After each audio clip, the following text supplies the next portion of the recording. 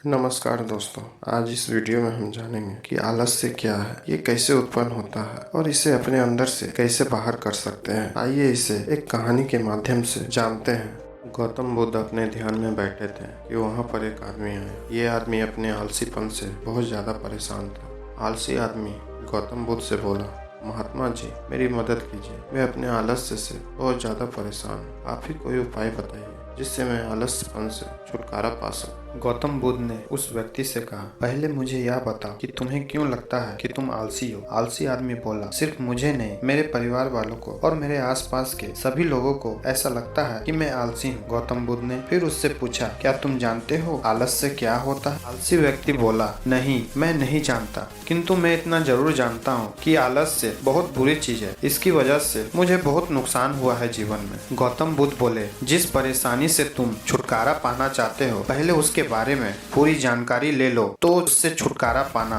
आसान हो जाएगा। आलसी व्यक्ति बोला, भगवान इतनी बुद्धि तो मुझ में नहीं है, आप ही मुझे इस समस्या के बारे में जानकारी दीजिए। गौतम बुद्ध बोले, आलस्य एक मानसिक अवस्था है, एक विचार है जिसे जाने अनजाने हम खुद ही जन्म देते हैं। आलस्य दो मूलभूत कारणों की वजह से जन्म लेता है, एक है शारीरिक और दूसरा है मानसिक। शारीरिक कारणों में पहला कारण है गलत तरह का भोजन। हम सभी जानते हैं कि हमारे शरीर को भोजन से ऊर्जा मिलती है और यह ऊर्जा सजीव चीजों से मिले तो अच्छी, यानी कि प्राकृतिक रूप से जो हमें भोजन की वस्तुएं प्राप्त होती है उनसे अगर यह ऊर्जा मिले तो हमारा शरीर इससे अच्छी ऊर्जा प्राप्त करता है। इससे विपरीत यदि हम निर्जीव वस्तुओं से ऊर्जा प्राप्त करते हैं तो यह हमें आलस्य की ओर ले जाती है।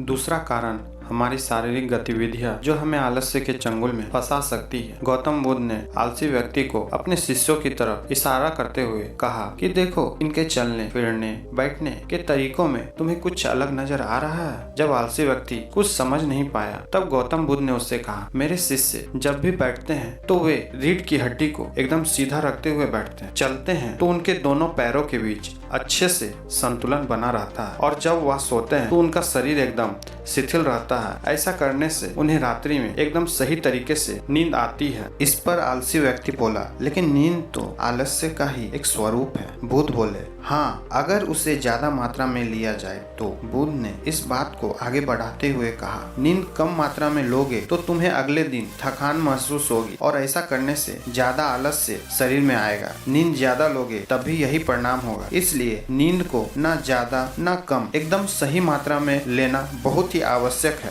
तब आलसी व्यक्ति बोला, हाँ, यहाँ तो मैंने भी अनुभव किया है। बुद्ध बोले, अब मानसिक कारणों के बारे में जान लो। मानसिक कारणों में सबसे पहले है हमारी पुरानी गलत धारणाएं। अक्सर ऐसा होता है कि हम पहले जिन कामों में असफल हो चुके हैं, हमारे अंदर ऐसी भावनाएं बन जाती है कि हम उस काम में हमेशा असफल होते रहेंगे, जिस वजह से हमें उस काम को करने में आलस आता है। ऐसी धारणाओं से छुटकारा पाने का एकमात्र उपाय यह है कि हम अपने मन को यह समझाएं कि पिछली बार हम जब उस काम में असफल हुए थे तो हम उसके बारे में जितना जानते थे, अब हम उस काम के बारे में उससे ज्यादा जानते हैं, क्योंकि असफल होने के बाद हम उससे काफी कुछ सीखते भी हैं। इसके बाद बुद्ध जी बोले, दूसरा कारण है आलसी और कामचोर लोगों की संगत।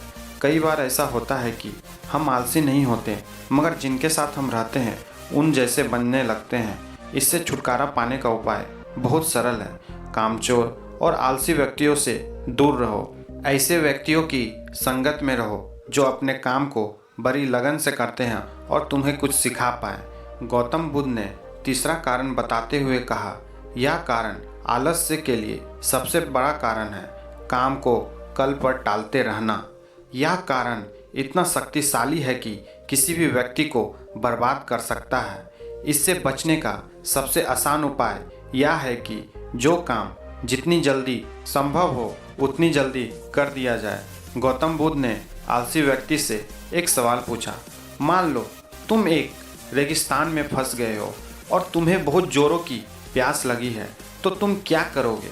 आलसी व्यक्ति बोला, मैं जल्द ही रेगिस्तान के आसपास के गांव को तलाश करूंगा या ऐसी जगह की तलाश करूंगा जहां पर मुझे पानी मिल सके। गौतम बुद्ध बोले, अगर तुम्हें काफ़ी देर ढूंढने पर भी पानी ना मिले तब तुम क्या करोगे?